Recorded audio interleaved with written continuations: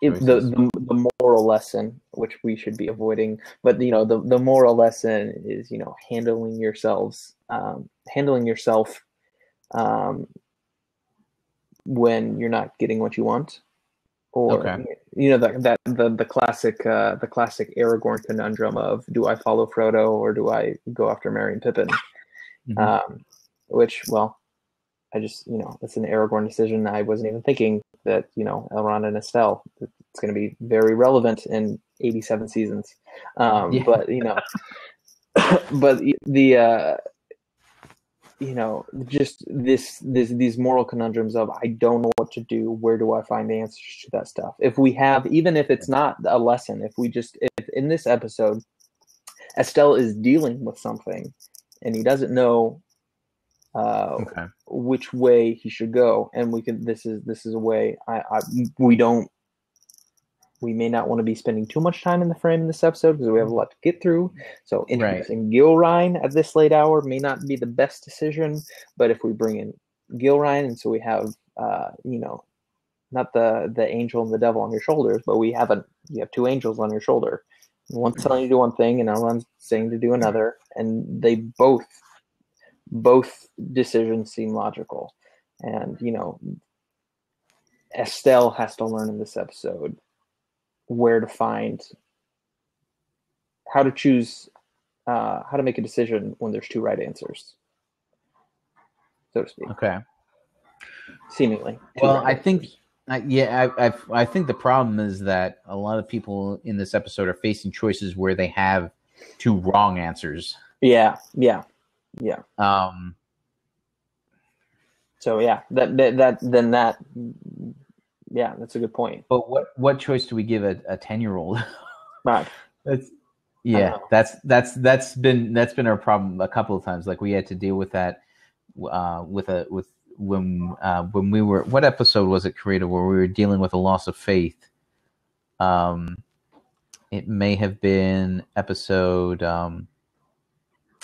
6, episodes 5 or 6, somewhere around the time of the lamps. And it took us a while to like work it through, and then we were like, oh wait, Gil Ryan's the one who loses faith. It's not Estelle. This lesson is for Gil Ryan. Right. But I don't want to pull that rabbit out of the hat twice in one season. If we look at if we briefly, obviously we're on episode 12, but if we briefly look at episode 13 and we look at what's Estelle going to be dealing with in the 13th episode, we can use that to try to figure out, or whenever we do the episode we figure out the outline for episode 13, we can retroactively go back and say, oh, hey, here's for episode 12. This can be the thing. So when, So we could basically, just like we're spending most of this episode, we're spending this episode setting up for episode 13 in the story. We're going to do the same thing for the frame too. Well, you can come to a more firm decision. It's more like episode 13 would be the ramifications of what Estelle chooses in episode 12. Now, one thing I had thought of is, because you know how in The Hobbit there's this huge difference between Thranduil prior to the Battle of Five Armies and Thranduil after the Battle of Five Armies. His entire attitude completely changes, or like his attitude when he first arrives to when he's talking to Bilbo and Bilbo has brought him the Arkenstone. Like his attitude completely changes. And I was trying to think of a way to once again tie in the events of the day. And I was wondering if maybe Elrond sent him a message or something. Like he wasn't sure he wanted to interfere in the whole situation, and then he sent a message to Thranduil that I mean, this is really towing the line here. Karita's got to go. Yep. Okay. Karita. All right. Thanks for coming in for a little bit. But to see, I was thinking, what if Elrond's the one that's wrestling with the decision here? which and maybe Gil Ryan gives him some advice that he takes. Yeah. Because and of course the only thing I could think of at the time was or alternatively, if Elrond's deciding whether or not to go to Dol Guldur to help with the White Council, because the White Council is involved with getting the necromancer out of Dol Guldur around this time. Right. Yeah, the timeline works. It does, and it's something that Elrond would have to decide. Do I go stay or do I go? Is it necessary for me to go? Is it, because it probably isn't. Right. Between Gandalf, Saruman, and Radagast, they could probably handle, disembodied Sauron by themselves. Right. But he is a member of the White Council. So, you can see his involvement being there. And of course, there's debates as to whether or not they actually went to Dol Guldur, or if they did their battle from afar. Right. I personally think they showed up in person, but we don't have to answer that question. Right. I agree. In the frame narrative specifically, the frame narrative is there to supplement what's going on in the actual story. So it's not a thread that needs it's not a knot. We don't need to give you everything. Yes. Correct. Yeah. Correct. We will answer that question in 45 years. Have fun waiting for that. Right. Foreshadowing. Yeah. So now the question is, because Elrond's probably not going to talk about this with us, though. Right. I think this is a brilliant. Bringing in Gil Ryan is a brilliant idea. Mm-hmm. Because Gil Ryan's the one who has seen the effects of the armies of evil, not just who was more recently. Elrond's been removed from this for a while. Right. Gil Ryan's the one that has seen it, and she herself has been growing over this amount of time. Yeah. So maybe that's what we do with that. We I don't know that Elrond's going to consult her. He doesn't need to. Okay.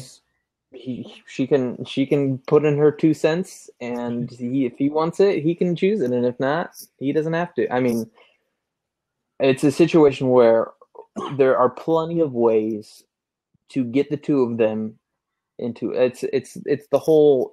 It's kind of that's the frame narrative story of the season, right? Yeah, we can get them in the same room together. Well, getting them in the same room isn't hard. What's hard is getting her to find out what's going on. Right, and that's a situation of just arranging a coincidence, like she happens to pick up a letter or something, Right. Or it can even be this is episode 12. People are going to think these characters have this has taken place over a year. Right. That's just what the modern audiences are trained to believe. Exactly. Yeah. So I mean, even just a simple line like from Gil Ryan, like, "What, you think I haven't been paying attention while you've been training my kid this whole time? Like, I know what's going on. Like, okay, you're not as secretive. You're not the whole secret elf, as secret-y elfish as you think you are. I'm not an idiot. I know what's happening." Right. Yeah. Maybe she's probably talked to Gandalf. Gandalf probably knows the Dunedain very well, and so he's going to know who Gil Ryan is. Mm-hmm. So, I mean... Okay. Well, and she's probably been hearing about the necromancer and all that. Okay. Right. I can buy into that. And maybe we see him... There's enough probable cause. Yeah. And maybe we see him like off by himself wrestling over it, and she, you know, she goes to, but there would have to be a precipitating event. Well, it's affecting Estelle's studies, obviously. That's true. This is ridiculous, sort of.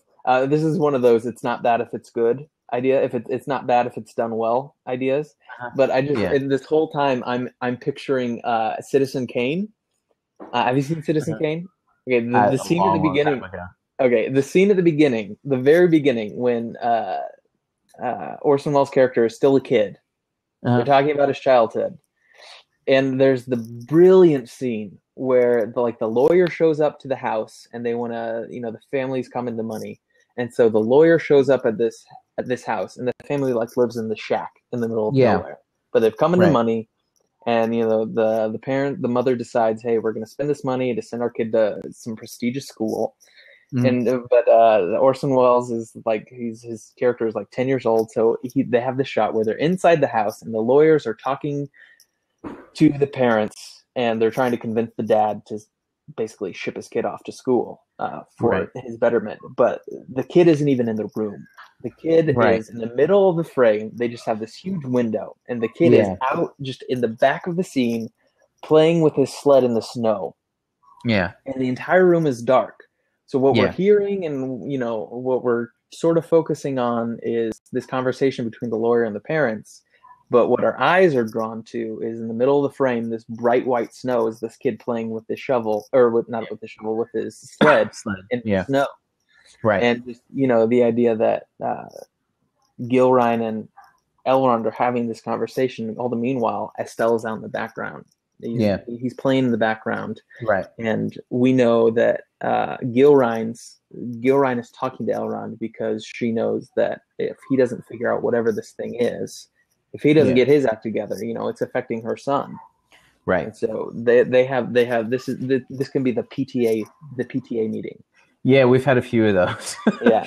Well, and one of the things I like about it is if Elrond doesn't deal with this, if this doesn't get dealt with, Sauron's right on the other side of the mountains, as opposed to off in Mordor, a few hundred miles away.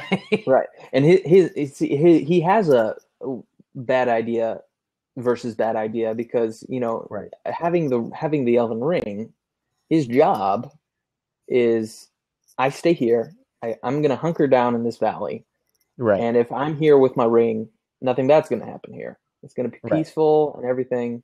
Right. But if I don't do anything, if I stay here, Elrond may take over the world. Or not Elrond, Sauron may take over the world. If I leave, I may defeat Sauron, but, my Rivendell is going to burn to the ground. God forbid something happened to Elrond during this altercation. Right, exactly. And so for him, it's bad decision versus another bad decision. Yeah, okay.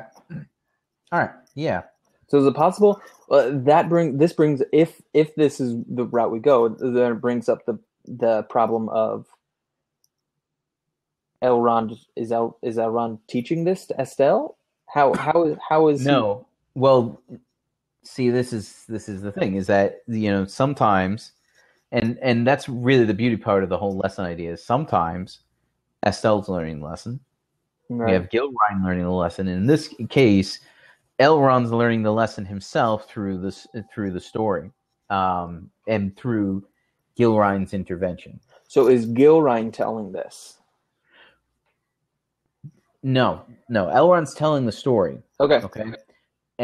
But what if? I'm not opposed to having Gil Ryan tell the story, but it is weird.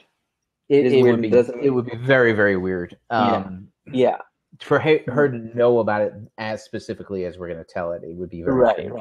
I think obviously she knows that she's an educated woman. She's probably heard about some of this stuff. For her to tell it, but know exactly where Elrond left off last time, and to be telling it in this a similar style to Elrond, that's a little weird. Yeah. Well, we had a discussion a while back. Is how much does does Gil Ryan know about for something like the lamps? I said probably about as much as the average person knows about the pyramids. They know that there are pyramids, that they're in Egypt, that somebody made them a long time ago, and There's dead people inside. There's mummies. That's what people know about the pyramids. Somebody who has a higher than average understanding of history and archaeology might know a little bit more, and then you have Egyptologists, and then you have Egyptologists who will be able to know exactly which pyramid is what and who's in where and when each one was built. And Elrond's the Egyptologist. Right. So how do we get him to tell Gil Ryan the story? Well, the easy way is for Gil Ryan to just be there. Yeah. Well, I mean, it certainly wouldn't be unusual in the circumstances that they're in for her to just be there doing something. Yeah. Maybe even here's something. Maybe there's a lot going on in the main house right now, and Elrond decides to leave the main house and actually do the lesson in their cottage, which we haven't done before. Yeah. Maybe he's just a little bit tired with all of his weariness, and he's, and at the end of the lesson, Gil Ryan sends Estelle to bed, gives Elrond a nice cup of tea, and then we have their discussion. Gil Ryan's in the corner polishing Estelle's sled. Yeah. Well, because he's going to need it. Winter's coming up soon. Exactly. Yeah. She's darning some mittens. Right. She knows she's about to come into some money, and the lawyers are about to show up. So she has to get the sled ready. Okay.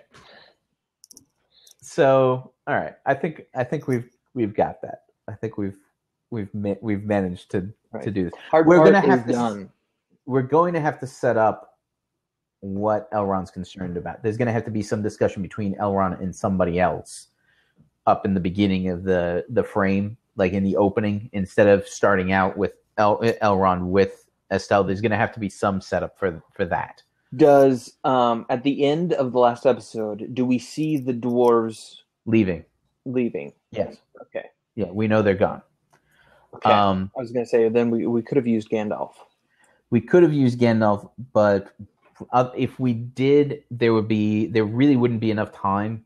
It would feel weird that they're suddenly back again at the end of episode 13. Right. No, what I meant is, well, Gandalf could have come back. We don't know where Gandalf was the entire time that he was missing. What I'm saying is that basically episode 12 takes place immediately after episode 11. So as the dwarves and Bilbo are leaving, that's how he ends episode 11. Yeah.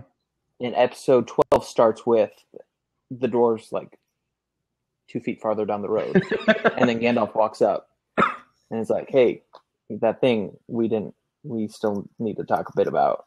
Yeah. We need to talk about that. Okay. So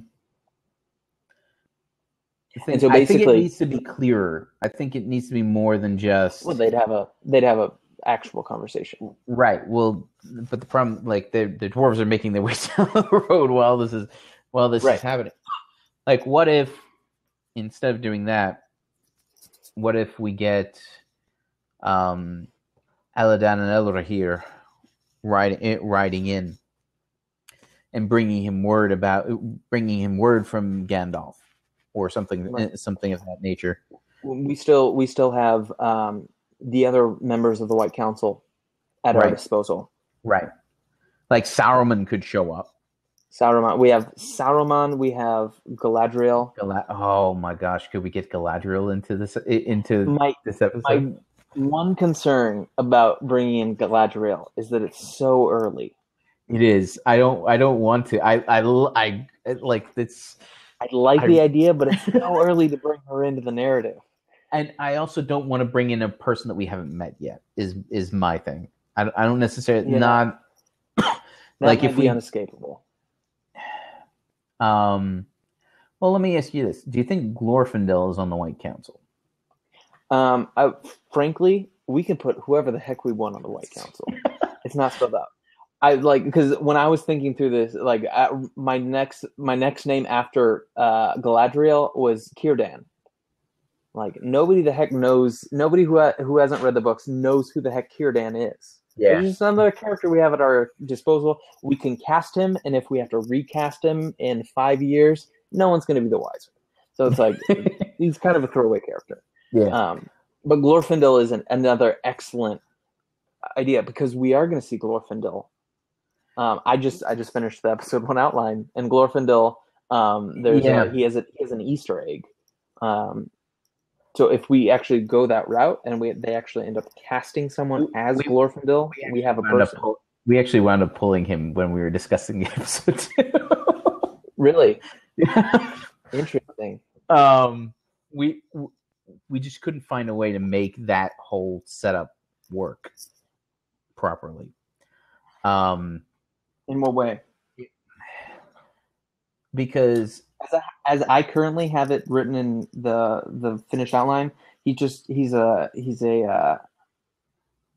cameo, which is actually my problem. Is that he's just too awesome a character to have as a quick oh yeah, and this is Glorfindel. But we don't name him. That's the beauty of it. We don't name him. We run past this blonde elf, and he's one of the people that smiles at Estelle as he's fighting monsters with his fake sword. Yeah, and he just kind of turns and he smiles and laughs, and then he just goes, and we see this brief glimpse of him in this painting in this hall of tapestries that Estelle runs into, and then later in episode 12, he shows up again.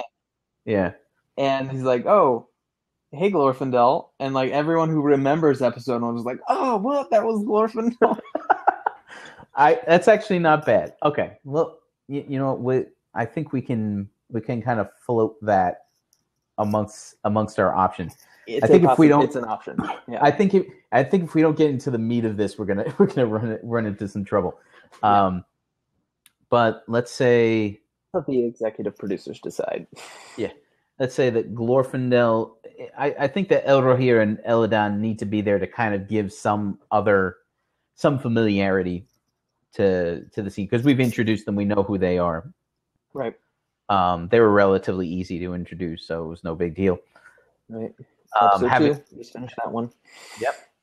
Having them come in, and having them accompany whoever it is, whether it be Glorfindel, Saruman, Radagast on his magical rabbit sled, his magical mountain hopping rabbit sled. They were Rosgobel rabbits.